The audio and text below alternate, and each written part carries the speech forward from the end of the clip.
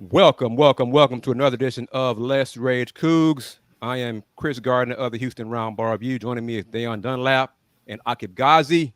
We're going to talk the Cougs 17-14 win over UTSA.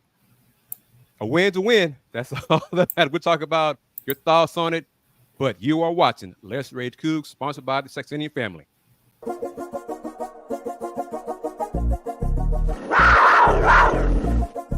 And now, the Saxenian family presents Let's Rage Coogs, streaming on the Houston Round Ball Review YouTube channel.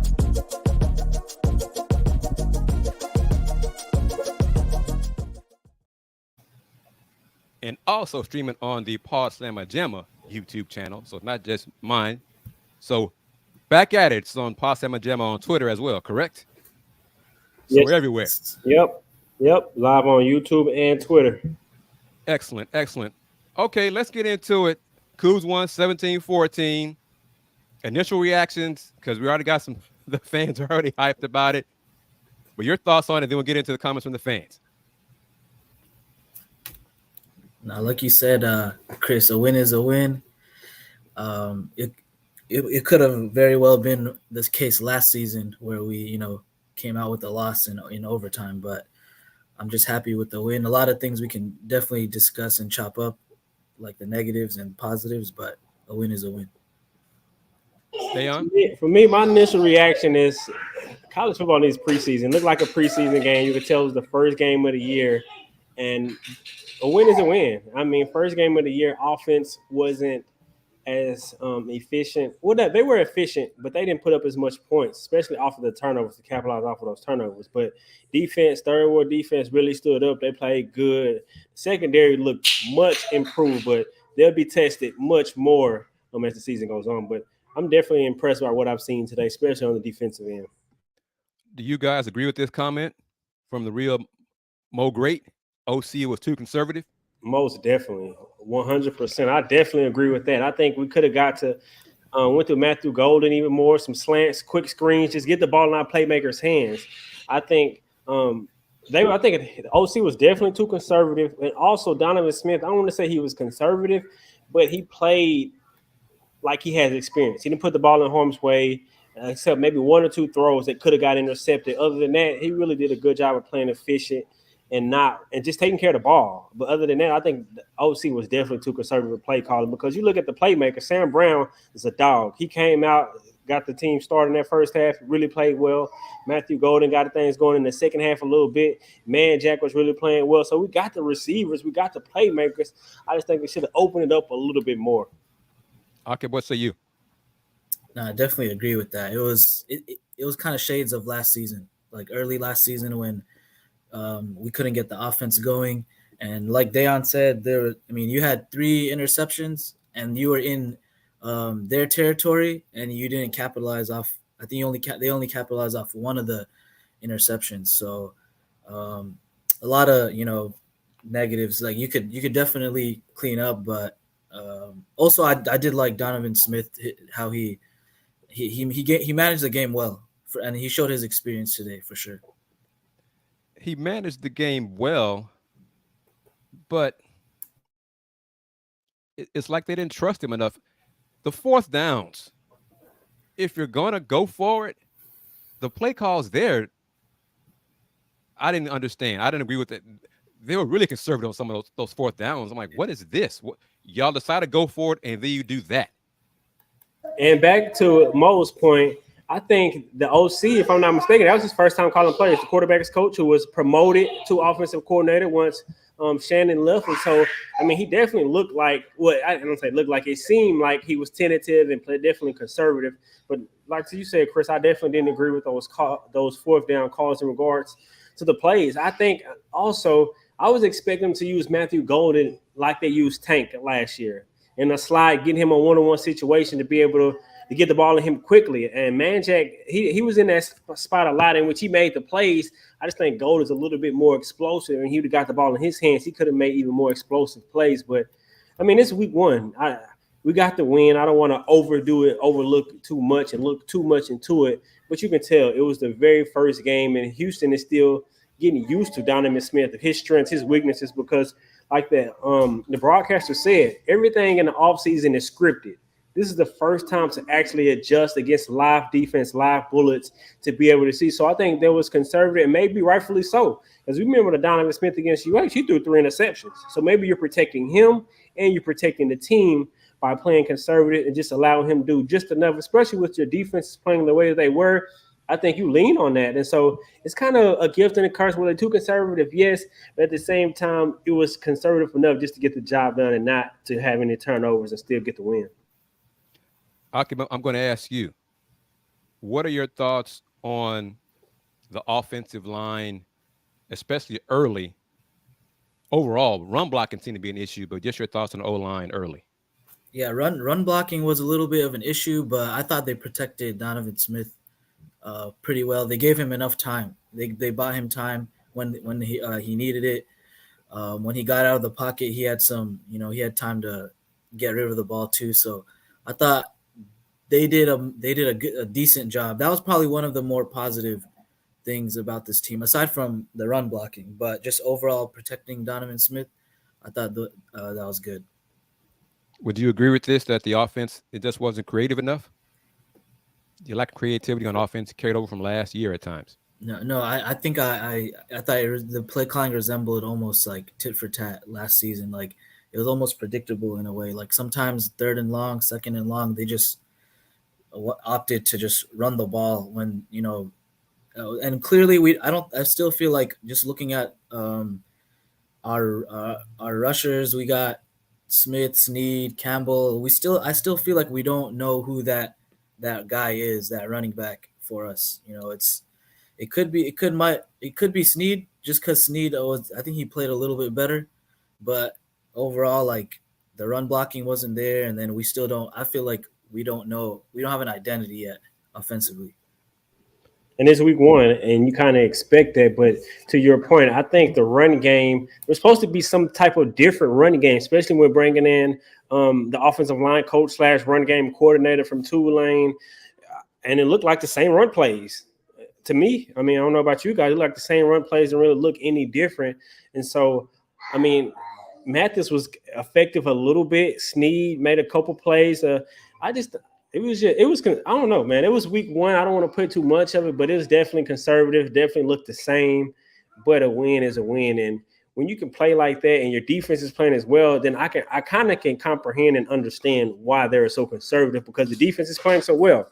But just looking forward against more high-powered offense, Frank Harris definitely wasn't himself. I don't know what's going on. I know off the offseason he dealing with some issues and didn't really participate, but he definitely wasn't himself.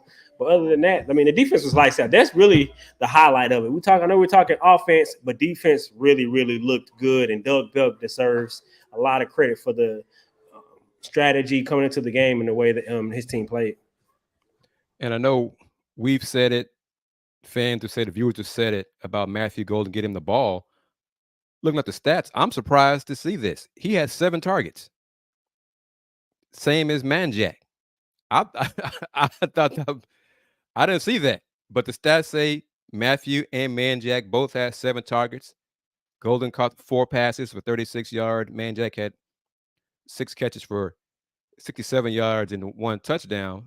He and Golden each had a touchdown. Samuel Brown was rock solid. He was 6 for 6 on his targets for 106. But it just, I guess stats don't lie. But I was like, get Golden the ball more, but he had 7 targets. So he should have double-digit targets. I agree. Okay, let's go with that. He should have more. Yeah, he needs double-digit targets. 7 is not enough. That's why I'm saying, like Tank. I don't know how many games last year Tank had. And I'm not comparing him to Tank, because Tank is next level. We know he's different. But I'm thinking he can play in that same role and have, if not more, just as many explosive plays, highlighting plays with getting the ball in his hands, because he's that explosive. Okay, what say you? Yeah, we also saw him. He got, like Matthew. If we're talking about Matthew Golden, like 7 targets is not enough, and also, he looked frustrated too. Like a couple of the balls were misplaced early on. He wasn't getting the ball when he had like one-on-one matchups. So like, definitely, I could see where his frustration is, because he's supposed to be the guy now, and like he knows it, the team knows it, and I think Donovan Smith is just probably just trying to get they're trying to get on the same page, and they're not clicking. It's still only the first game, but I just want to say one thing, like with as far as the defense, I know we had 3 picks, but I don't think it was all on. It was because of our defense. I think it was a lot of what Harris did, and he kind of threw like 2 of those picks were just ill-advised throws, and we should have came away with picks, which we did. But then at the same time, we gave up like big plays. Cephas had another amazing game. He had this. I think he had 100 yards last time when he played us last year, if I'm not mistaken. So like still like some of those big plays, big wide receivers, we have trouble with those guys, and it kind of showed a little bit towards the end of the game.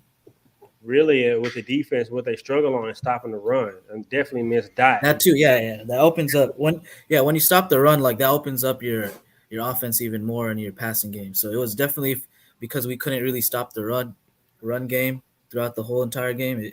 That opened up Cephas a lot too. Definitely when did. Nwankwo got hurt, And that that made a difference right off the big difference, bat. Huge difference. Because once he left the game, UTSA went right up the gut in his absence. Kavorian Barnes had that touchdown right up the middle. I mean, UTSA 35 carries for 223 yards. Wow. But to your point about not enough touches for Matthew Golden, Cephas had 16 targets. They went to him. He had 16 of the 35 targets for receiving running backs. Almost half of the targets went to Joshua Cephas, whereas Matthew Golden had roughly 20% of the targets for UH. And as Parker points out, those are down in the fourth quarter when he got the ball. Because you could see him getting frustrated on the sideline. The camera showed him his frustration, like in the third quarter. Fourth quarter, he got the ball, then got the touchdown. Some things to be concerned about. And where is it? The comment from the fan about the tight end. I'm big on tight ends, man. 66, I agree with you. It was good to see O'Loughlin get a look in the fourth quarter. As a hell of a throw because it was real close to being picked. And I'm not sure Donovan saw the DB linebacker coming over to cover, make a play on the ball. But O'Loughlin caught it. Key reception. A lot of things I'm kind of curious to hear Coach Holgerson's reaction, and Andy Yanez is in post-game press conference, so looking forward to hearing clips or his comments from what Coach Holgerson does say about the win. It's a win. And let me say this. Let me be clear. Let me fall on my sword. Okay? I put it on X all summer. I thought the Cougs would lose today. So they won. You did, Kris? 17-14. I thought they'd lose today. Wow. Because of I thought Frank Harris. Okay. Be like Frank Harris. I get picked 3 times. And he struggled. For whatever reason, injury, the knee, whatever. Yep. But the defense did enough to win. The Cougs, the last 5.5 minutes of the game, they ran out the clock. You can quibble about that. I thought it was a first down. Okay, Donovan and that spin, I thought he made the first down. And that was a third down, wasn't it? It was 3rd and 3. It wasn't 4th down. It was 3rd down. It was 3rd down. So the announcers were saying, that was the last play. No, it wasn't. Even if it was close and short, if it was 4th and an inch, I think the Cougs could have got an inch. You know what I'm saying? I trust the O-line. I trust Donovan Smith to fall forward to get an inch. Coach Traylor was upset about the spot. I mean, the long angle we saw was it looked like it was short. And then next thing we know, it's the first down. Whatever. Hometown cooking. That's part of it too. I'm good with that. Whatever. Or for the first time, we can say this. Power 5 calls. Hey, you get those. Excuse me, my bad. Power 4 calls now. Whatever. A win is a win. I mean, hey. But I also want to find out the injury status of Malik Fleming. He was great. Punt return, picks, but then he got helped off the field late in the game. So I hope he's okay and the injury's not serious because He made an impact, special teams and defense. And he looked like the guy that Coach Holgerson said did the best job covering Tank the last 2 years. He looked like that kind of dude today. Hopefully that guy will be around going forward for the rest of the season. Your thoughts on everything? No, I mean, I definitely agree. He definitely looked good. Our secondary looked much improved. Outside of some missed tackles, I know Cephas had a good game, but you're going to give up some yards to some receivers. They essentially keep throwing it to them. But overall, the secondary looked improved. That's only game one, and Harris didn't look himself. But I will say the secondary looked good early on. The defensive line was able to get pressure. With Nelson Caesar, I want to see who else is going to make a name. Anthony Holmes was getting pressure up the middle. Our D-line, actually, they played really – I don't want to say they played really well, but they played well. In regards to passing situation. They was able to not let Frank stay in the pocket clean. They was able to make him move around and keep pressure on him. But overall, the defense looked good, but those uniforms are sweet. You got to touch the uniforms. Can we make those colors Houston's colors? Like, what's up? Like, can we get rid of the black? That's too much like Tech. Can we get that? I love those uniforms. Maybe and really, black. Where is that in our school colors? Ever right? Where'd that come from? Blue is the navy blue, dark blue. That is one of the colors. Majority is red, clearly, but where's black? I mean, I think black came from the Levine days with the Halloween. Whatever that whole sequence was, but with the Halloween costumes or whatever they had going on, but the blue was nice, and I think I agreed with you, Chris. Like I wasn't too confident in the team because we're 2.5 point underdogs, but then when I did see the jerseys come out, I thought, okay, we're gonna win for sure. Like how are you gonna lose in those baby blue Oiler jerseys? Well, come on, Aqib. I mean, the Oilers broke fans' hearts a lot, in H-Town. So there were some of my friends are like, man, they got these Oiler colors, man. They look good, but the Oilers, what did they win? Yeah. So I had that kind of thought too. Now, I like how they posted the historical context behind it, showing those old Houston police cars with those colors. Yeah. It's more than just Houston Oilers. That's a Houston thing. And so that's what I'm like, let's make those Houston colors. I mean, I love it. But as we continue on, let's give a brief intro to our sponsors. Be sure to go to hoopandhollerhouston.weekly.com for all your Sac Ave and Scott Street specialist gear. Thank you for today's secondary sponsor, Star Pizza, with multiple locations across the Houston area. Star Pizza is your go-to shop before or after games, and by SacAv.com, your stop shop for future officially licensed SacAv merchandise. Excellent.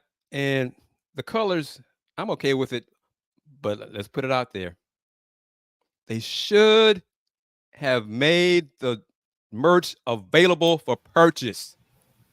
Man, oh man, that's a missed opportunity right there. Fans in H-Town, heck, non-fans. Ooh, those jerseys are fire. I mean, how can I buy that? Oh yeah, we're not selling it. What?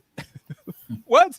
Man, they dropped the ball on that. They dropped the ball. I can tell you so many ways, in my opinion, that they dropped the ball on marketing and overall, in my opinion, from not only do you release the jersey, which those are fine, but after that, there's more content to be released. Like, show content of the players receiving the jerseys, content of the stitching of the jerseys, so much to build on it, then release, hey, these jerseys are for sale. So it's so much marketing. Look at other programs from Colorado, all the access and all the content that they put out. We're still withholding the bolts and nuts, the bolts and what coaches want to hold. You don't give up most of the behind the scenes, but in this day and age, it's about marketing. It's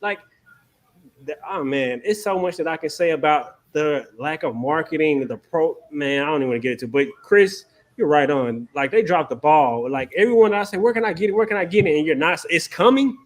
It should be here. It's week 1. Like, man, that's ridiculous. I actually spoke to someone on the coaching staff, and they didn't know. They found out not at the same time as us, but they found out later as well about the jersey. So I think it just wasn't. There was not really coordination or planning. That's a problem, Aqib. Yeah, no, for sure. And I'm agreeing with everyone. I I don't know who's really in charge of it. Like, who does that go to? And to my horn. And we're a Big 12 team now. Like, by the way, like we can't. And we got to act like it. Got to Yeah, act like a Big yeah. 12 team. Garrett Classy. I interviewed him Thursday. If you haven't watched it, check it out. That's really my biggest negative. That he said that the merch was not available for purchase Thursday, as of when it was launched with the great on social media. Drop ball there, but his other ideas seem like he wants to be more aggressive in marketing. All those things, marketing different, reaching the fan differently, promotions differently. Excellent. First things first, man. The merch should have been available for sale Thursday at noon. Do a countdown launch, something. It would have been sold out. Man, It would have been sold out. because we saw bootleg copies in the stadium, and one thing about it is because it looks like Oiler jerseys, fans could. Well, I'm wearing the Love You Houston right now. No, you're not, because I am, because it looks so much like the Oiler jerseys from back in the day. Fans could get by with that today. Missed opportunity, big time. I'm not. Dan, I'm going to go here. I'm going to go here. It's worlds apart. Dan touched on a little bit, but y'all believe, truly. Coach Prime would have said, oh, no, we're not selling jerseys just yet. What? Come on, man. Oh, goodness, man. I missed the opportunity. It's a new era. The Cougs are now in the Big 12. You got to start acting like Big 12 programs. How could this idea, did no one think about the idea not being ready, this merch not being ready? But what if the fans what they're so hyped about it and if it's not for sale? Oh, don't worry about that. It'll be ready in a couple of months, or it's coming. It's not really that difficult to do. Like, I'm not trying to downplay, like, how hard it is or how easy it is to put this together. It's really not something that like, you don't have to have the best stitching jerseys. Like, you just have to have something of decent quality, and there's a million companies nowadays that does this kind of work. So it's really not hard to figure it out and put it together quick either. And even if you want to build the anticipation, like, hey, we have shirts now, we have hats now, but the jerseys are coming. Stay tuned. Like, there's different ways that you can market it, but they dropped the ball on it. But Houston, I'm glad they got the win, man, because at some point after those 3 turnovers and UTSA was able to drive and it was still a one-possession game, I'm like, how is this game a one-possession game? Like, Yeah. How? Like what? But they got the win. They got the win. I don't even want to say if they got the win, much needed win, and I expected them to win that game. I mean, I knew UTSA lost their best receiver who transferred to Ole Miss, had a couple other transfers, graduates who lost out, and so I was expecting Houston to be more prolific offensively. I thought they would open it up a little more, let Matthew Golden and receivers have even a bigger game, and I thought they would be able to run the ball even more or be more committed to running the ball. But overall, I mean, they got the win, and that's really what all that matters. It's week 1. I don't want to get too high, too low. Of course, this is what we do. We're breaking it down, so we appreciate everyone tuning in to Let's Raise Coogs. But at the same time, it's week 1. They're 1-0. And we are going to, for the next almost 4 minutes, hear from Coach Dana Holgerson, post-game comments from him about the win. I'm kind of curious to hear what he had to say. Here we go. All set. Please edit my language. Yeah. I don't think they're rolling yet. Let me make a comment first. Good win, ugly win, disciplined win. Good all 3 sides team win. But all that aside, this place looked awesome today. It's been a vision, from our athletic department, from administration, certainly myself. Can't thank the fans enough, the student section enough. They turned out, and they made a difference. And I can't tell you how much that affects our players when they go out to warm-ups and there's people and they hit the field, and there's a lot of excitement. You guys know what I'm talking about. I'm really happy for our players to be able to experience that, for our student section to be able to experience that, for our fan base to be able to see that. We had 200 recruits here. Our recruits have to see that. I get asked all the time, you know, what moves the needle with recruiting? It's atmospheres like this. This was a good start, you know, and I'm thrilled to be 1-0. We got a lot of work to do as a football team, but I like this team. Their effort is good. Their attention is good. They're trying, man, you know, and I think we're going to keep getting better and better. We have mics here in the middle. Please ask for a mic. We have the first question here, Kris. Yanez, to get that kind of defensive performance, does that sort of validate what you guys have been working on? Yeah, it was fun watching, you know, some of the older guys, you know, that we brought in. You know, AJ Halsey, you know, is a force. Malik Fleming is a playmaker. You know, David Ugway, how they do to our Ugwebu. There you go. Ugwebu, okay, is a ball player. Brandon Mack, you know, hadn't practiced a whole lot, but he got out there and played a good bit. Zay Hamilton, you know, we've improved ourselves, okay? So then you get, you know, you add that with guys that, you know, returning guys like Alex Hogan, who played in 4 games last year, Malik Robinson, who played in 2 games last year, Caesar, who's a stud, you know, it's a good start. They're a good football team. They've won 23 games in the last 2 years, back-to-back conference champions. They're a good football team. We knew we'd have our hands full, and we did enough to be able to win, and we did it. You know, certainly defensively was a tremendous performance. Disappointed, you know, overall, offensively, we're not anywhere close to where we need to be. You know, getting those 3 turnovers in the third quarter and not doing a whole lot with them is very disappointing. We'll keep working hard offensively and get better, but did enough defensively to win. Dana, what was your assessment of Jonathan Smith's performance, particularly of his comfort level in the offensive decision making as the spotty, very spotty. The thing about Donovan is just how poised he is. I mean, he is poised. Nothing bothers him. He's not wide-eyed. He's clearly putting in. He's in a new offense, and you know everything's new to him. But you know, was great in the run game. Was hit and miss a little bit in the pass game. Although we did have some fairly good offensive receiving plays out there. Got a long ways to go, but was very pleased and just his overall demeanor, you know, and how he takes control of the huddle. Coach, you mentioned Malik Fleming. What are your thoughts on what you heard from Coach Holgerson? But right there, that was the announced attendance, 37,862. But first thing first, I'm with Coach. It was great to see people in the building, people at the stadium. Y'all know how I am hard on our alums for not being at TD-ECU. But your thoughts on tonight's attendance? I loved it. I think me and you, Kris, are equally as hard on the fans and their lack of participation in the past.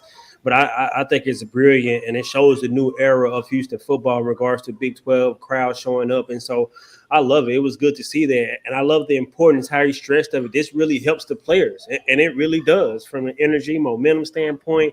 It really does. So it was great for him to say that. It was good for him to highlight it and show the importance from the fans to show up. And kudos to the fans for actually showing up. And I think it's only the beginning. I'm expecting bigger and better crowds as the season goes on. Aqib, what say you? I mean, I expected this. Should have been close to sell out, which it was. I mean, his first game being in the Big 12 now.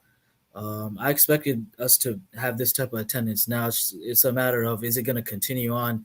If we put a couple of losses together, like it could easily go the opposite way. So, and I know there are other teams, because it's a Big 12, they're gonna bring their fans out, like when we play Texas and the other Big 12 teams. So it's just a matter of us continuing this attendance, and those type of games are gonna get sold out though. Like I still believe that. It's just like when we play like a TCU, like are we gonna have this type of attendance? I think we play them next week or the week after, I believe, but 16th. So yeah. So first next week you got to win that game too, and then come back for that. I think TCU's at home, I believe. Yes. Yeah, it's Big 12 opener. Yes, sir. Yeah, exactly. And I think a lot of fans was going off the momentum from last year's game against UTSA, how electrifying that game was, how the excitement in that game. And I think they were anticipating another really excited game. And it was an exciting game just for different reasons. It wasn't as much high scoring, but still a lot of drama in the field, and Houston was able to come out victorious. This is a good point by Juan. It makes sense. But yeah, tonight's attendance was really impressive considering the Astros were playing the Yankees the same time downtown. So yeah, that is a very good point. And I do believe that game was a sellout too, actually. The Astros game. So that means we're looking at 80,000 people downtown, roughly. I'm not sure what capacity is at Minute Maid, but 40. I think it's like 40. 40,000. Yeah. So 40,000 plus there, and almost 38,000 at TDECU Stadium. That is impressive. And I think TCU game will be sold out. The first Big 12 game for the Cougs, home conference game for the Cougs. Doesn't matter that TCU lost today. It'll be the Cougs home opener against a Big 12 opponent. So I'm looking forward to that. But yes, next Saturday, the Cougs go far, far, far to play Rice at Rice. So down the street on Main to play the Rice Owls, who defensively played pretty well against the Longhorns in the first half. And then lack of depth and talent and all those things. Rice lost to Texas in the second half, as expected. All right, we got another clip. Andy Yanez is on his job. We got comments from... Before we go to the next clip, Chris, can we talk about Donovan Smith? He talked about Donovan Smith. Oh, yeah, go ahead. Yes, of course. And he talked about him being spotty and him kind of still adjusting to being in a new system. And I'm glad he was honest about that, because that's exactly what I saw watching the game. But his poise did stick out in regards to him being poised and having the experience that he has. He played like he's an experienced player. Didn't turn it over. Almost threw 2 picks, but outside of that, he made good, solid decisions. He ran when the opportunity was there.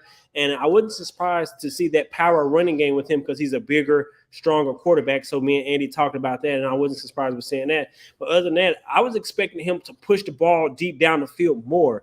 Really wasn't a lot of deep passes deep downfield. He has a rocket arm, but he was really good in the short intermediate passing game. Very accurate, strong arm. But I think as he keeps developing, still getting comfortable in the system, Houston will open it up a little more and allow him to throw the ball deep downfield, because the one deep ball that I can think of was Sam Brown made moss the defender, went up and got the pass. And so Donovan definitely was spotty, but overall he didn't turn it over, and he did just enough to get the job done and get the victory. And he only, to add to Deion's point, he only threw, I'm looking at the stats from the UH website, but he only went 1 for 4 on deep passes, so which is 15 yards or plus. So that's not really, that's not the best thing. And for sure, Deion touched on that. Is like I expected a couple of more deep throws, because he has that capability, him having played in the Big 12, being more experienced. But I thought, overall with Coach, that the press conference, I thought he said what needed to be said, as opposed to last season where he kind of put a blame on players and stuff. I think he kept it, a little low profile. Yeah. I think so far, the last few weeks, Coach Holgorsen it seems to be a new Dana.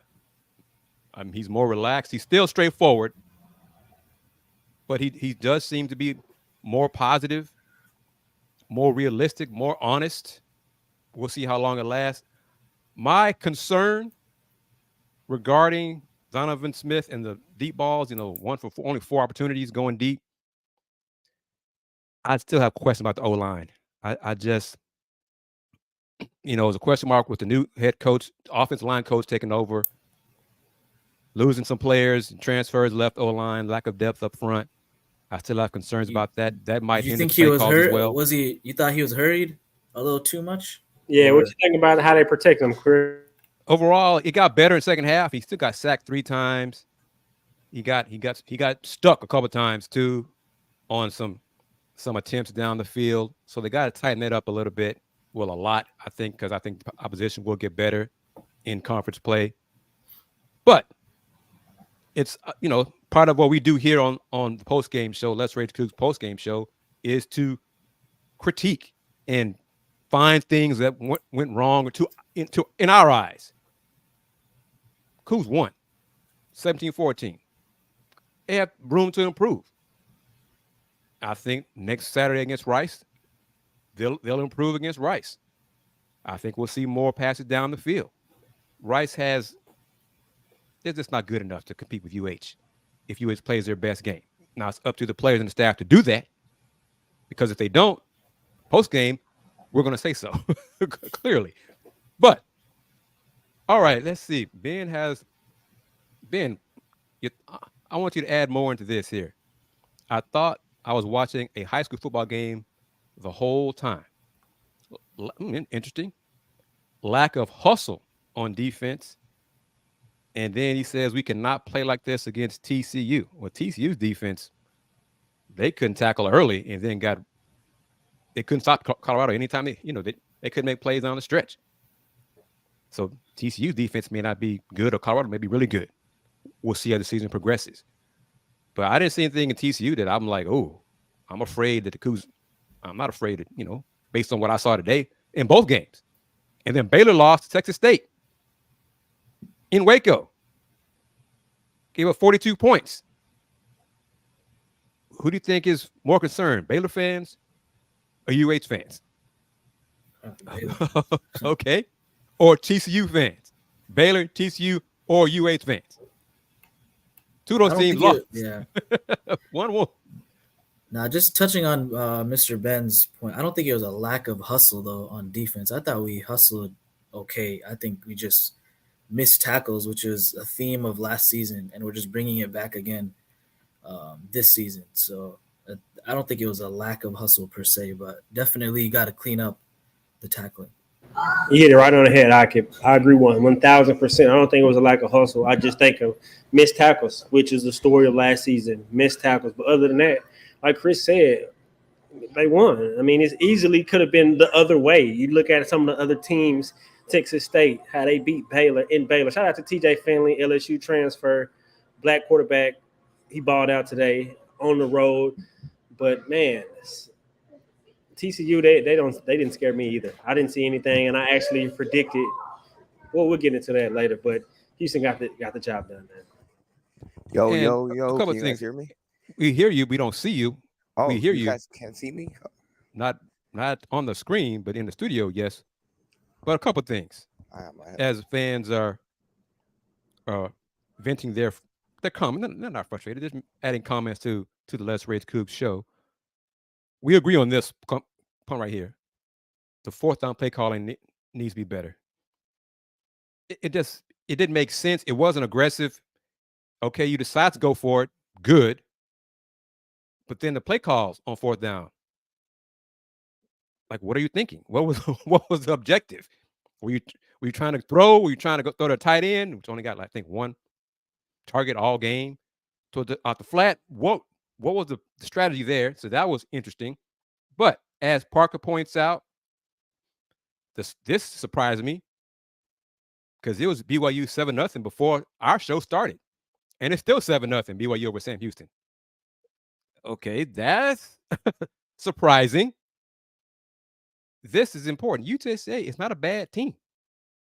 Okay, they're not a bad football team. They were favored by the betting lines. 2 point. Aqib said you saw 2.5. The Cougs won.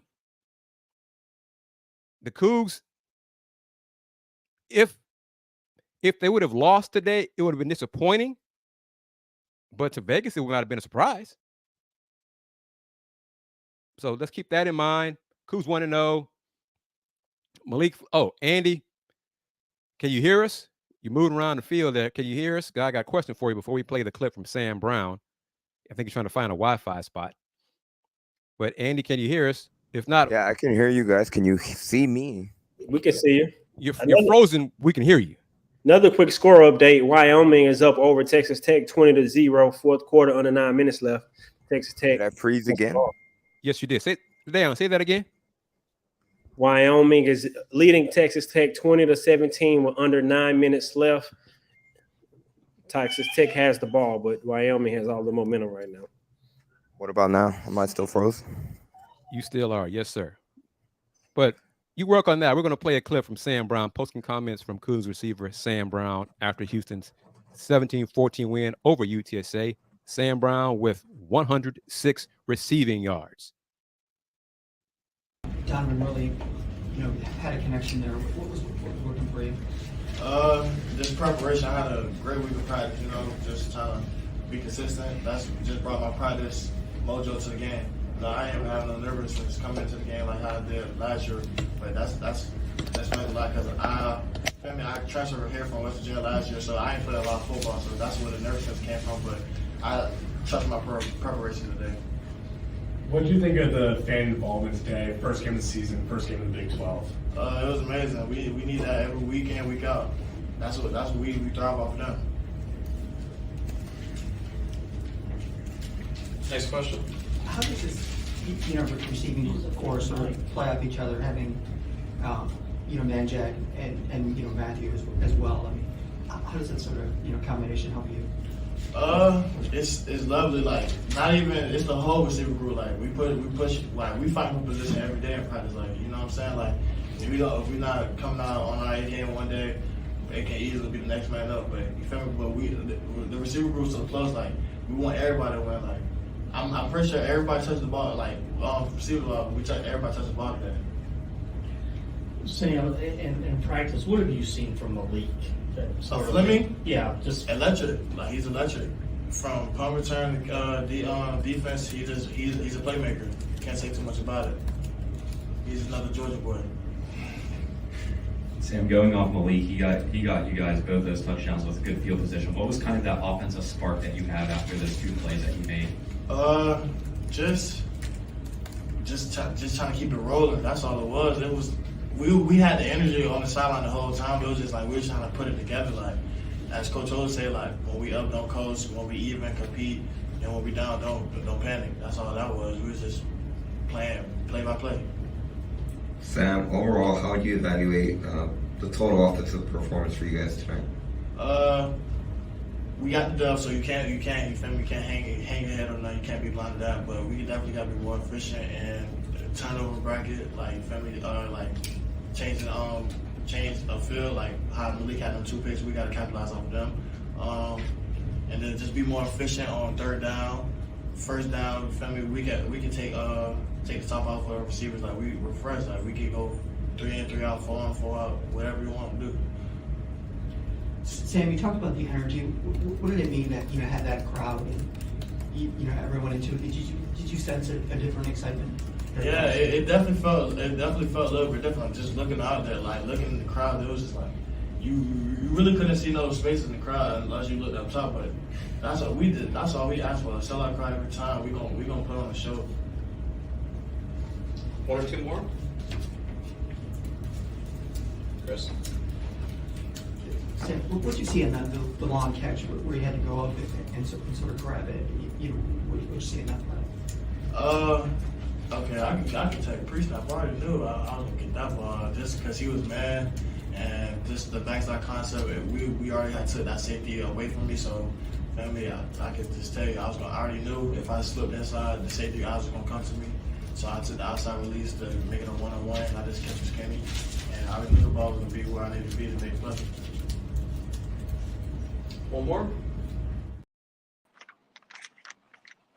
All right, that was Coogs wide receiver Sam Brown after tonight's 17-14 win, Houston win over UTSA. Sam with 106 receiving yards, and joining us from the field at TDECU Stadium. Sir, got it. And Yanez, how are you, sir? We can hear you. We can see you. You can see me. My question for That's you, good. before you get going, any update on injuries for the Cougs? Chidozie and Wakwo, no timetable, but head coach Dana Holgerson said it was an ankle injury, and that's all pretty much the update that he gave post-game in regards to injury. So nothing about Malik Fleming? Now, Malik Fleming, it sounds like he's good. He talked post-game as well. Doesn't seem like that would be a long-term issue. All right. Well, your thoughts on the game? Thoughts on the game overall? It wasn't pretty, which would be an understatement, but they got the job done. That's what's the most important thing. They escaped with the win.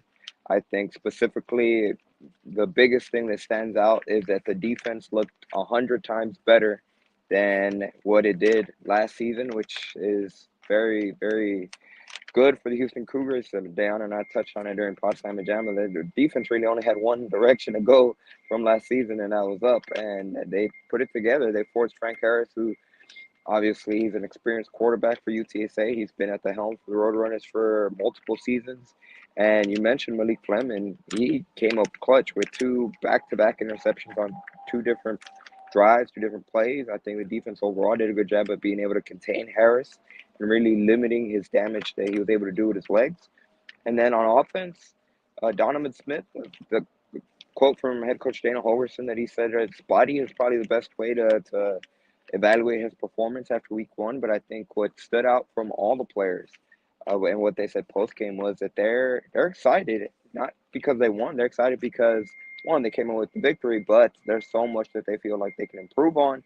And it's on to week 2 against Rice as we see Miles Coleman. The defense looked so much better, absolutely, via the hoop and holler comment section. But that's were my overall evaluations. I think in general, would it have been nice to see the offense steamroll and take advantage, capitalize on those 3 turnovers that came literally in back-to-back sequences? Yes, but at the end of the day, they got the job done. It wouldn't be a Houston Cougars game if they didn't have to sweat out, and there was some doubt heading into the final 2 minutes of the game. Dan, you got any comments, questions for Andy? Yeah, I think going into Rice next week, I think it'll be a point of emphasis focusing on the run game. Did Coach Holgerson or anyone in post game talk about the run game or like the rough?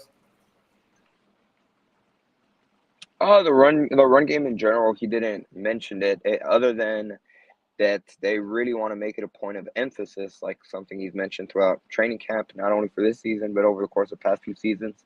And he did allude to that final plays in the final drive that the Houston Cougars were able to find some success when it came to being able to execute plays to pick up first downs and being able to milk the clock. He mentioned that hopefully that's something that they can continue to build on and stack up. Overall offensive line performance, he didn't necessarily touch on that as well. But again, there was a lot of spotty for most of the game. The offensive line and then the running game was non-existent. So they kept trying to run down the middle, and for most instances, they're limited to 2-3 yard gains, if anything at all. That's obviously going to be something that's going to determine how successful the Houston Cougars offense is for the rest of the season. They're going to continue to be trying to pound the rock, and that's going to be what's going to determine how successful the Houston Cougars are this season, in my opinion. But other than that, nothing too analytical about the offensive line's performance in this post-game conference. To the offensive line credit, Kris, to the offensive line credit and the running backs credit, when fourth quarter, when we had that 3-point lead and we had the run time off the clock, one of the toughest things to do is run the ball when the other team know you're going to run the ball. And Houston was able to run it then, get 4 or 5 yards per carry with Tony Mathis, and they were able to stay ahead of the chains to get in those 3rd and 3, 3rd and 2 situations on those last couple of drives to run time off the clock. So I want to make sure I mention that and give credit. I just want to get you guys' thoughts on Miles' statement here. Once offense gets going and the defense can hold on, we should be competitive this season in the Big 12. Agree? Disagree? Once again, Miles Coleman via the Houston Hoop and Holler Collective comment section. Aqib, what are your thoughts on that question? No, for sure, like 100%. It's just a matter of like if the defense can hold on, and because the Big 12's some of these teams are like very high-powered offenses. Like it's not easy to hold these teams to like what today we held UTSA to 14. Like it's not going to be as easy. I mean, it wasn't even easy today against UTSA, and we're going to have that tougher competition in the Big 12. So it's like a big if on that. And then with the offense, I think just the good thing with the offense is there's like a lot of improvements that you can make, and we still played solid. It's just we didn't capitalize on certain plays that we needed to. And then I just want to mention one more thing is like with Samuel Brown. I thought that was an amazing, press conference from him. Like he answered questions in detail. He talked about play calling, and then he was being very honest. He said he didn't have the jitters, today like he did in last season, just because of his experience. So I just really, appreciated and liked his answers. And he also said how important it is for the fans to be at the stadium.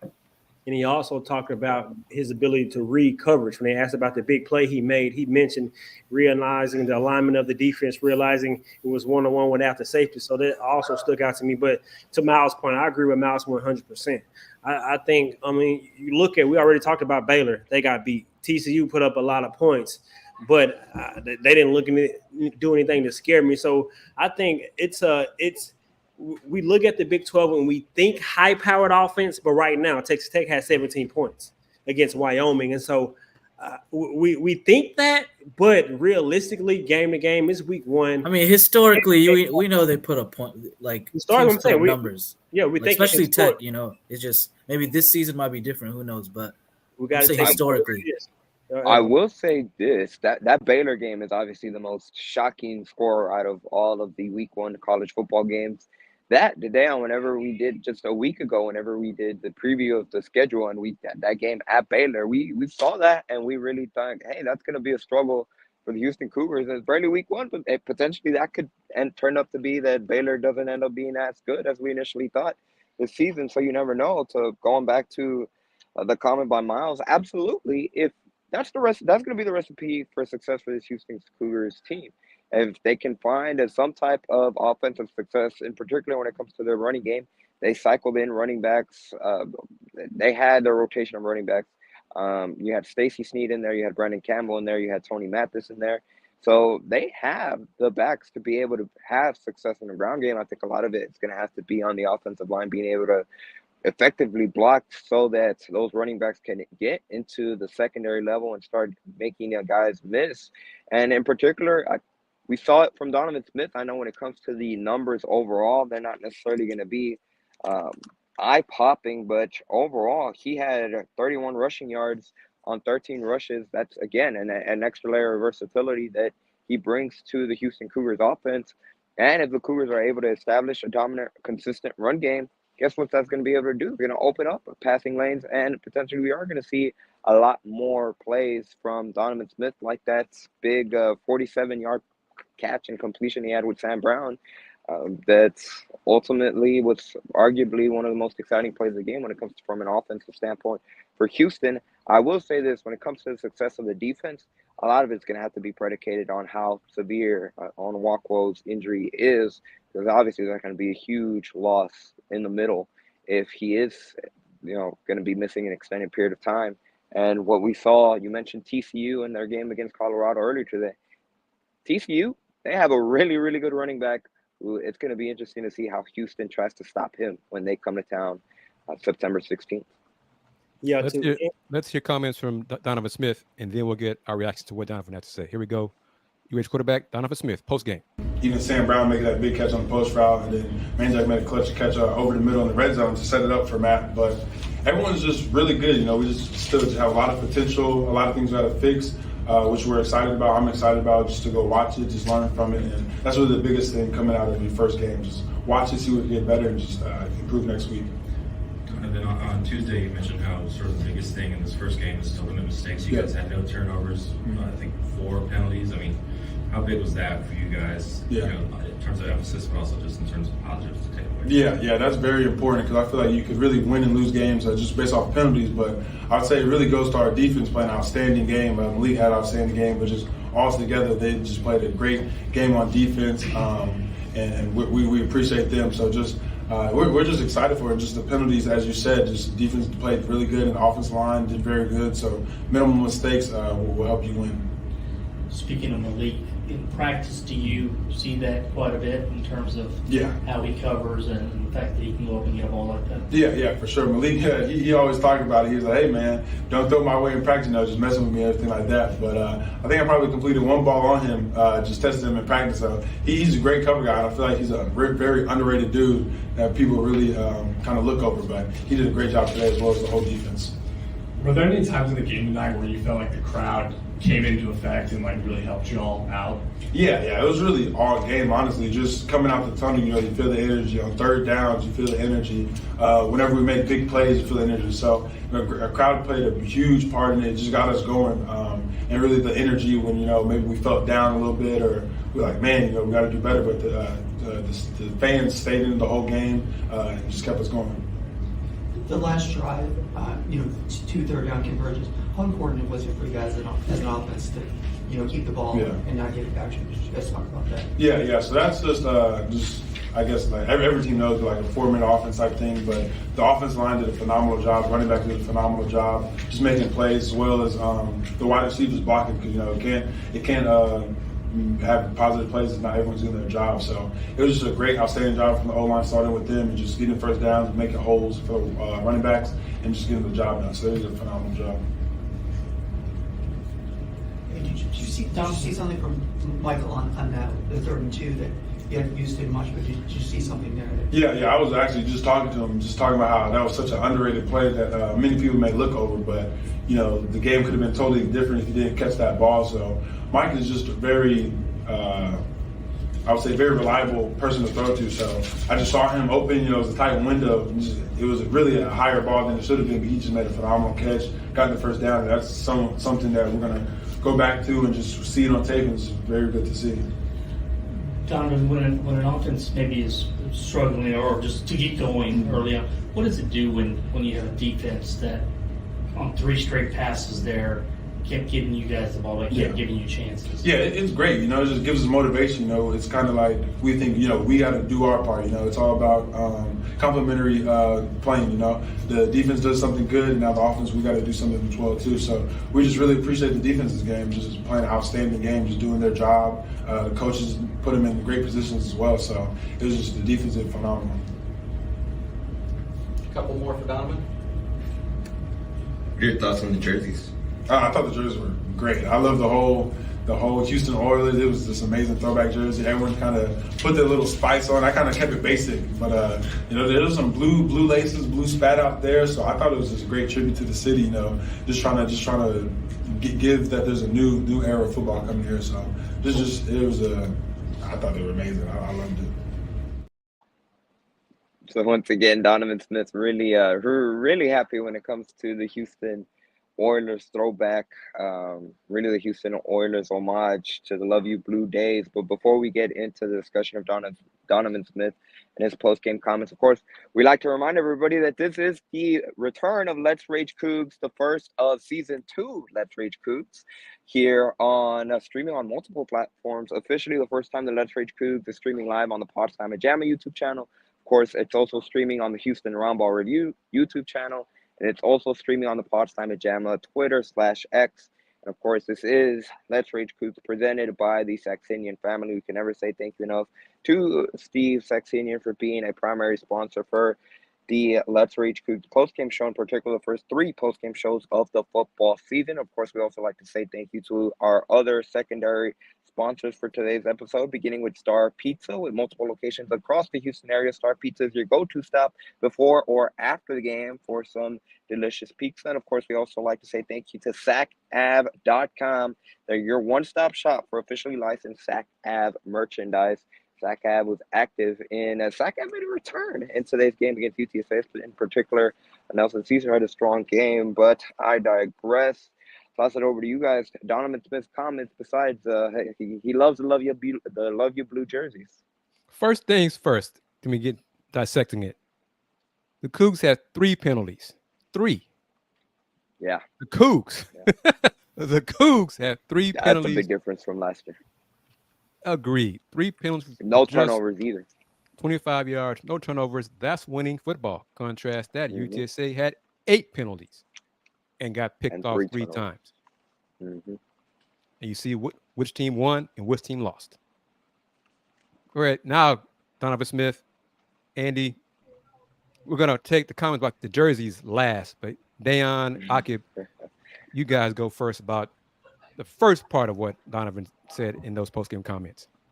I mean, it stood out to me how the offense really played complementary football. I think if it was a different game where it was higher scoring, you would have seen the offense probably open it up a little bit more. But I think with the defense playing as well as they were playing, I think the play calling was as conservative as they were, just to ensure that you don't have that mistake to swing the momentum, because we know football is a game of momentum and really too much sports. And so I think Donovan really talked about that a little bit and kind of hinted how well the defense played and how they didn't want to kind of make a mistake, but and wanted to play clean football, and they really did that. And I think if the different games call for different play calls, and for first game, I think they could have did more, but they really got the dub, so that's really what matters.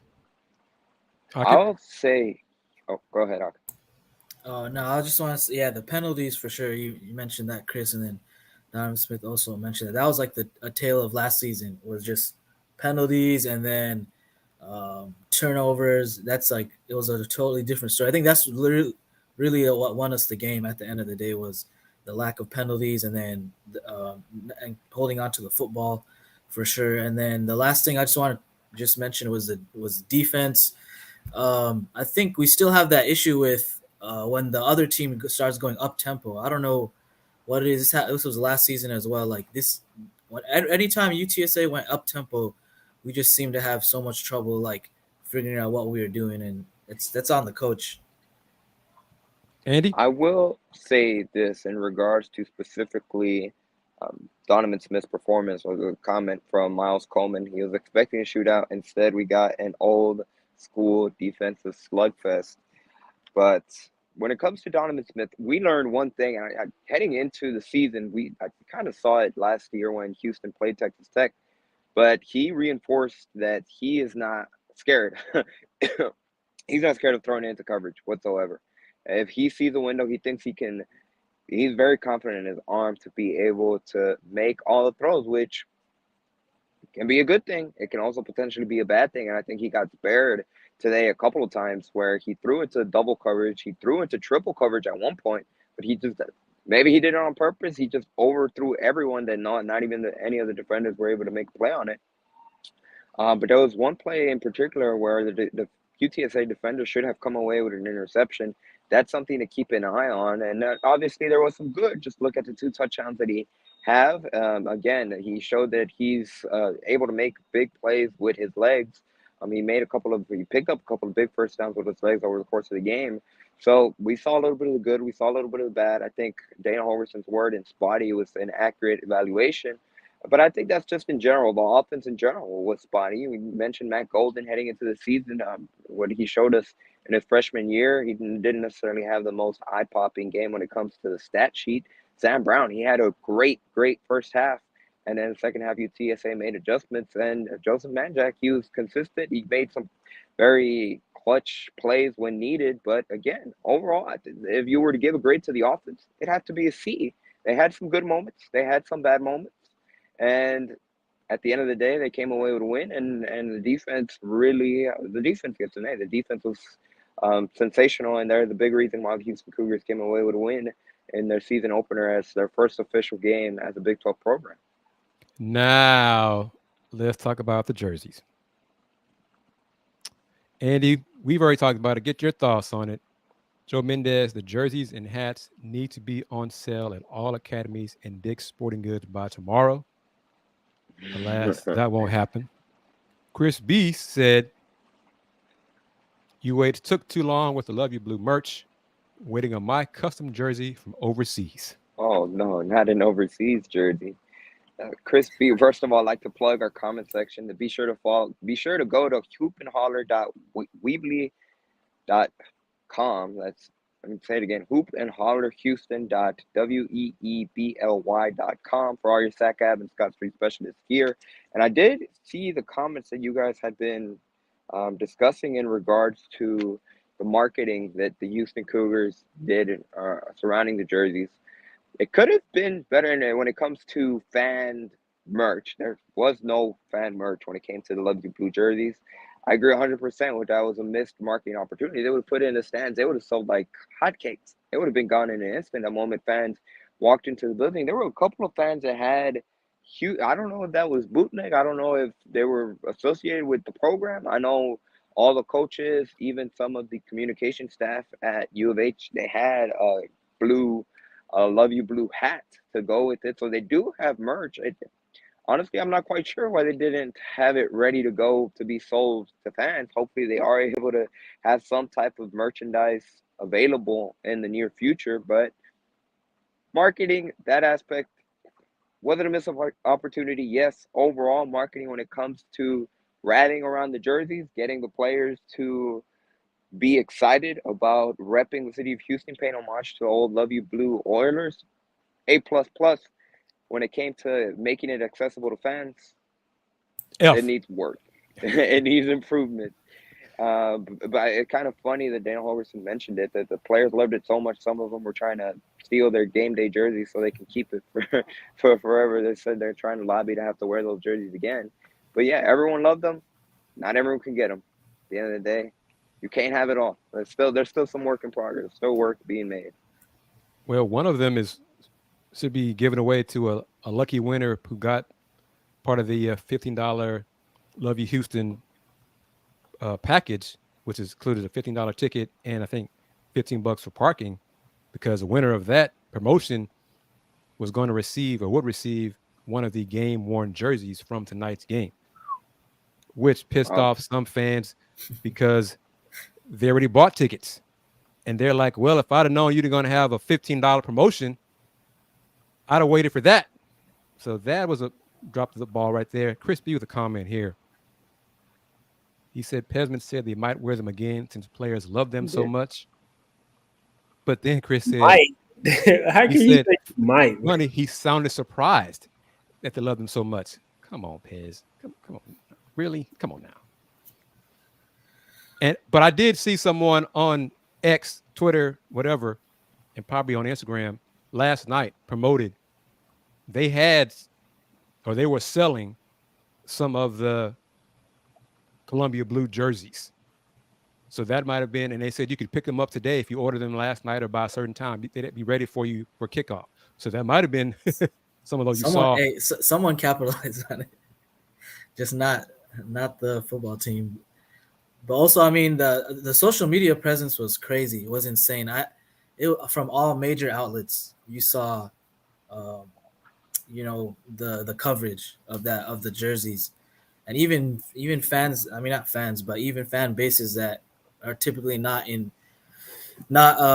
fans of the Houston football team. They were even, they were loving what they saw from like the jerseys and the colors and the. Oh, it was picked up nationally. It was picked up nationally by ESPN. ESPN gave Houston Cougars some love when it came to the jerseys.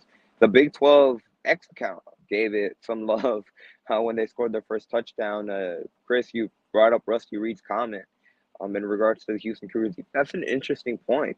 He said, Rusty Reed says that the defense wasn't necessarily good.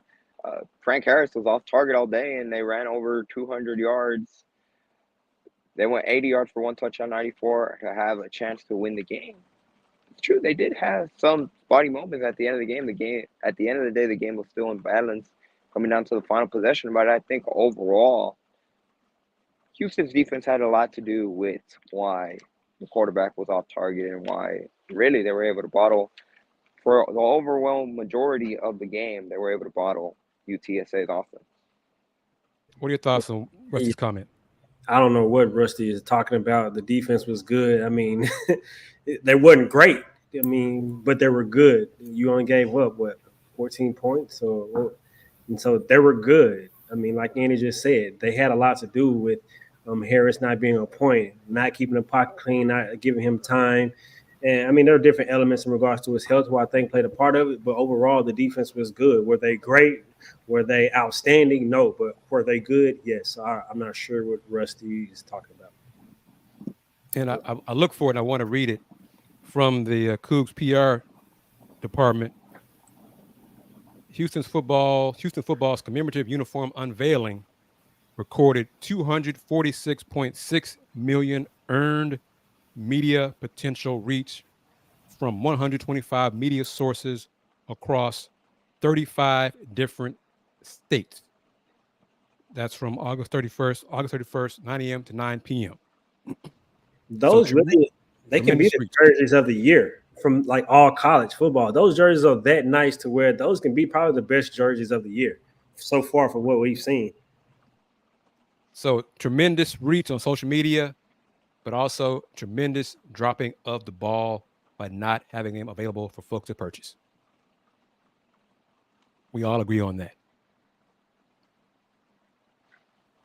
And Texas Tech has tied the game up. I think is right. And okay, your thoughts on it? As dumb as it sounds to say they were surprised, I have to say the only explanation for not having merch ready to roll is genuinely not knowing it would take off like that. And that rationale, it's an excuse. Yeah, but exactly it doesn't make sense because even at Rocket games, even when you see on social media the Columbia blue jersey worn by anybody at a Rockets game, at a baseball game, hell, at a concert, fans are like, man, that jersey's fire. How can I get that? Where can I get that? So for UAs to be surprised, and for folks who are not you guys' age, but my age, the Houston Oilers, Love Your Blue, owned this town. Love Your Blue was a way of life. So when that team left, it still hurts people. And to see the Tennessee Titans try to bring back that stuff pisses folks off because of how ingrained Love Your Blue, Columbia Blue is in the fabric of H-Town. So for people at UH to be surprised at how much of a positive response this received, come on, man. Got a point. They had John Wall jerseys flying off the racks in light blue. I'll say this though. I think I'm not defending what took place, but I think whoever is maybe part of the team with when it comes to like marketing, promoting, social media, they might not be from Houston or from the South. So that could, and it's like that's not, again, I'm not even making excuses for them. Is it that's probably one of the main reasons, like they just don't understand the culture. Like, and we see all the time, like people that are hired to the social media team or people that are hired to marketing, they're not even from the University of Houston. That's like a common, it's like from some other university. Yeah, well, that's what Dana Holgerson said post game. That's fair. Today. It's fair. But it's not knowing your audience. It's not knowing your market. Yeah, because worst case scenario, it don't go as global as it big, but still, you have them for sale for Houston. Like, but I mean, those are good points. Good, but they dropped the ball. I mean, there's really no excuses. They dropped the ball. I mean, it's just period.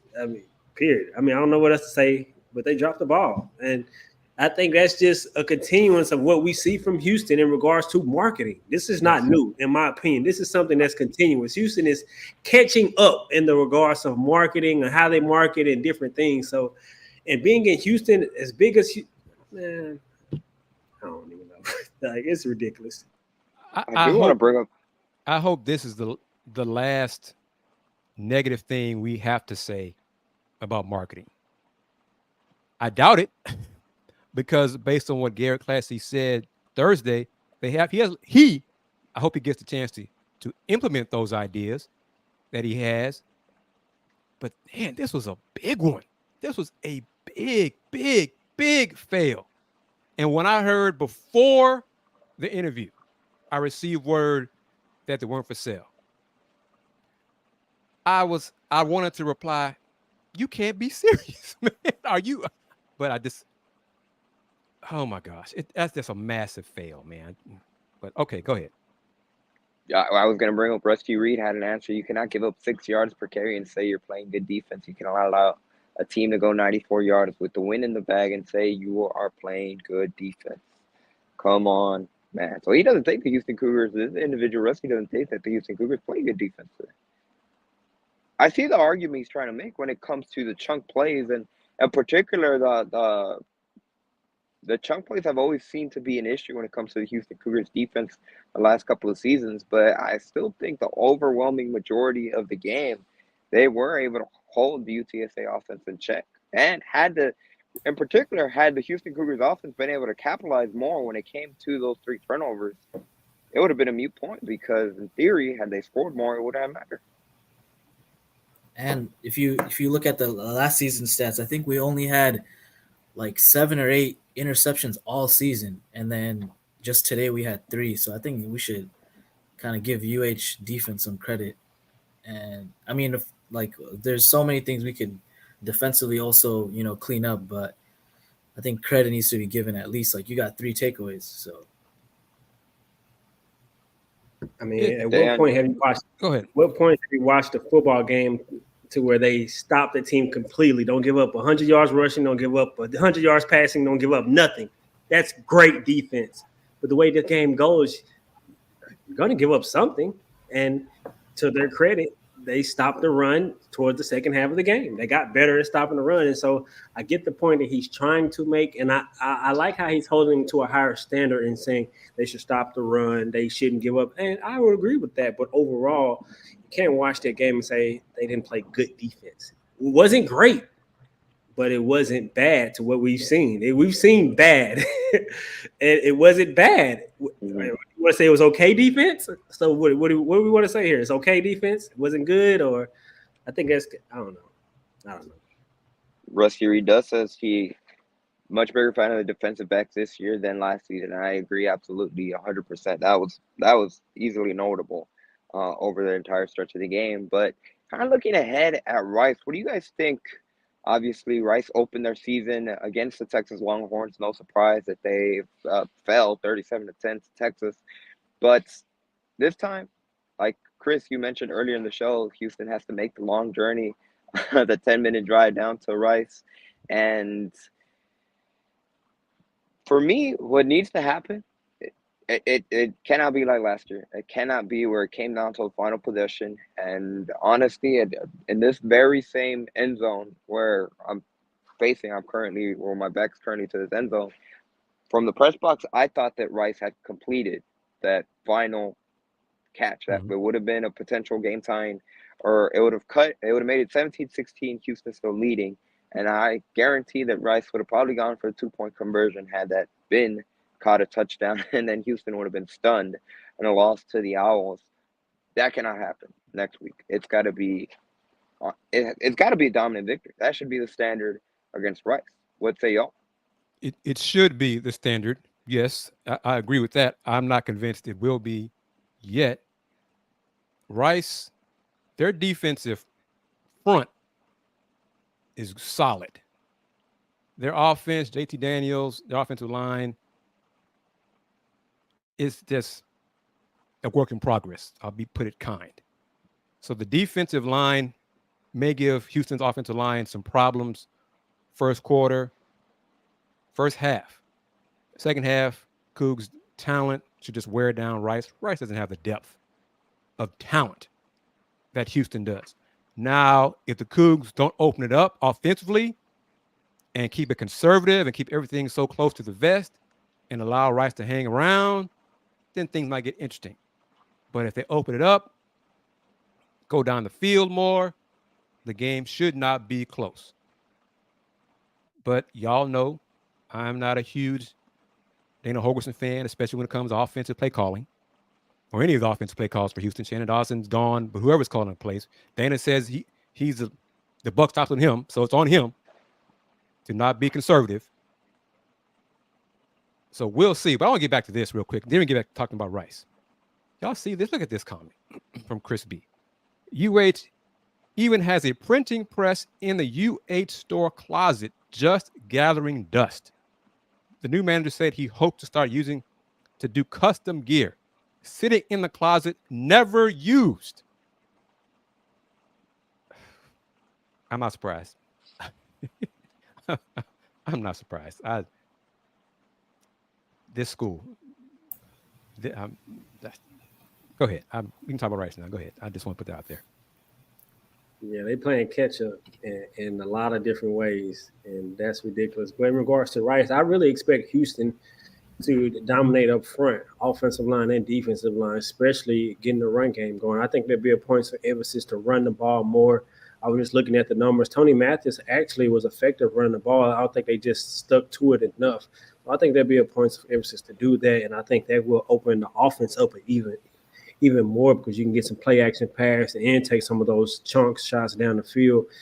And like Andy talked about how Donovan Smith threw the ball in harm's way a couple of times. So I think some of that play calling was to protect him from himself, because when Houston seen him, he threw 3 picks. So keeping that in the back of your mind, protecting him, knowing it's the first game of the year. And so I can understand some of that logic, but against Rice, I expect them to dominate in the trenches, really run the football well, and then open it up off of that and take some shots down the field, get out in the open space, let your playmakers do well with the ball in their hands. Aqib? No, I agree. I mean, I think we should probably win by double digits. Like I don't see it being that close. It can be if we don't play, decently well. But I think just given the talent, we should be able to take care of them easily. Not like in the past where we would just steamroll them by like 30, 40 points. I mean, it's a different Rice football team, and it's a different UH team as well. Andy? It should be the same score as Texas. It should be the same score as Texas. If that's the standard that you want to be at, you should be 37. At least by 3 touchdowns, in my opinion. I agree. You can hold Frank Harris to what you held him to. You should be able to hold JT Daniels to even similar to that or worse. I mean, I agree with everything Andy just said. It should look just like how Texas looked against Rice. We'll see. We'll be there. I'll be there. Yes. I got to pass for that game. From Rice. Let's say Kris from Rice. Yeah. But real quickly, before we kind of start wrapping things up here, of course, we'd like to thank everybody that's taking the time to watch the season premiere, the season debut of Let's Rage Coogs. Now until the end of March. From now, there will be a Let's Rage Coogs at least once a week until the end of March, potentially even April. We'll see how far that goes. But, of course, today's episode of Let's Rage Coogs was presented by the Saxenian family. Of course, we always want to say thank you to Steve Saxenian for being a primary sponsor on Let's Rage Coogs. And, of course, we'd also like to say thank you to our other sponsors for today's episode, beginning with Star Pizza with multiple locations across the Houston area. Star Pizza is your go-to spot for pizza before or after the game. And, of course, we also like to say big thank you to SACAV.com. SACAV.com is your one-stop shop for officially licensed SACAV merchandise. And we'd also like to say or remind you guys to go visit hoopandhollerhouston.weebly.com. I keep butchering that Weebly. I don't know why I keep saying it a little loud, but I'll say it one more time. That's hoopandhollerhouston.bly.com for all your SACAV and Scott Street Specialist gear. And again, we can never say thank you enough to all of you guys that took time to watch Let's Rage Coogs today, the inaugural Let's Rage Coogs of the new season. Agreed, and look forward to helping you guys out throughout the season.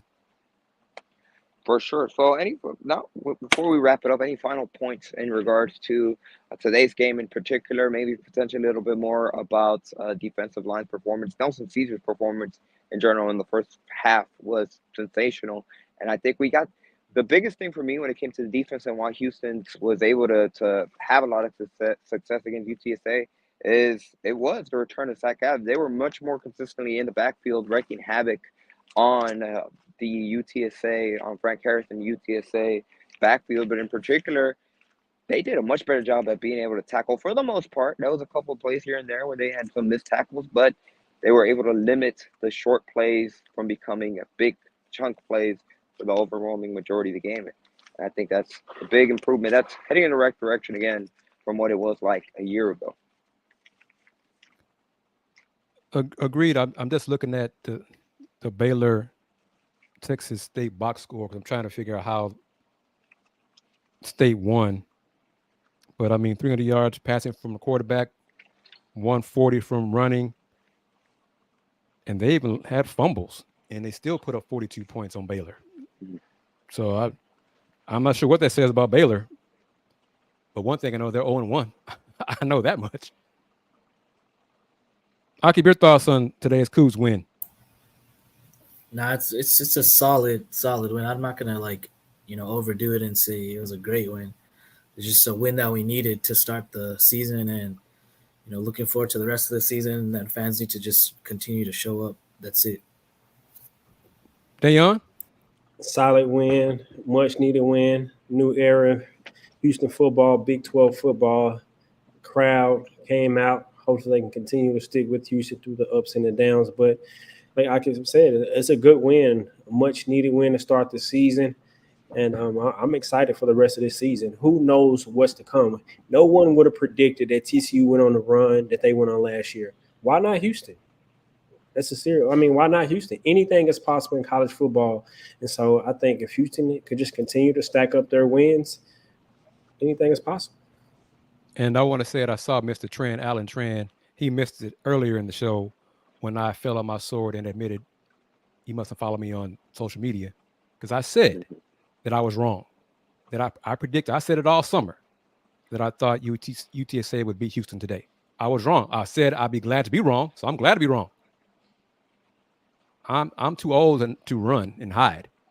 When I'm wrong, I'm going to say I'm wrong. So solid win. A win is a win. On to the next, on to Rice. Go to 2-0. And Andy will be closer to his. What's your prediction of wins? What is it? How many? October 21. No, not just wins, that. 7 wins, 5 conference wins. 5 conference wins, right? I thought it was. Oh, you did say 5 Big 12, but 5 and 4. BYU 7-0. The one that matters. October 21. Definitely. But BYU was just up 7-0 over Sam Houston State in the third quarter. Texas Tech and Wyoming are headed to, I think, the second overtime now, tied at 27. It's college football. You win or you lose. The Cougs won today, 17-14. Do they have room for improvement? Yes. But this is game number 1. Game number 2 will be next. And let me say this about the fan support. Outstanding. Awesome. How many of you will make the trip down the street, basically, to see the Cougs play Rice? It's not far. There should be plenty of tickets available. I mean, it's not like Rice packs them in over there at their stadium. So make that trip over there. Support the Cougs, but also support us. Let's Rage Cougs, win or lose. We're going to cover the Cougs throughout the season, football and men's basketball, win or lose. So one beauty of this show, this post-game show, you want to come on the show after a loss, vent, complain, gripe, bitch, we're here for that. Don't be shy. Don't go away after the team loses, because in Big 12 basketball, the Cougs are going to lose some games, and they'll still be a good team. But when they do lose, still come here to talk with us on Let's Rage Cougs, because that's what we're here for. We're here for you, the fans, to keep supporting the Cougs and us.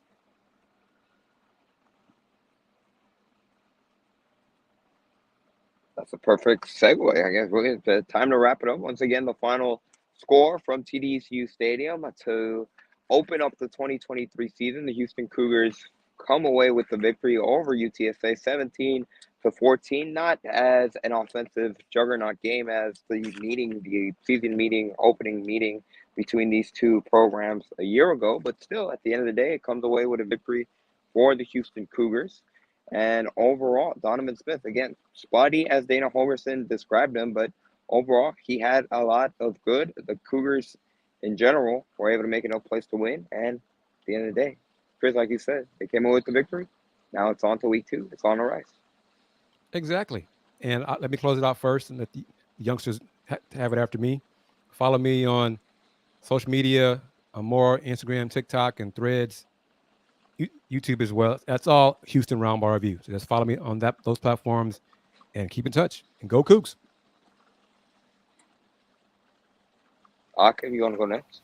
Yeah, you can follow me at Aqib Gazi MMA on Twitter and Instagram. People can follow me on X at Yanez_5. And Dan, I'll toss it over to you. And as always, post it out as well as you see where people can find you. You can find me on all social media platforms at Dayon Dunlap. Appreciate everyone joining us on this inaugural episode for season 2 for Let's Race Cougs. We're always open for more sponsorship.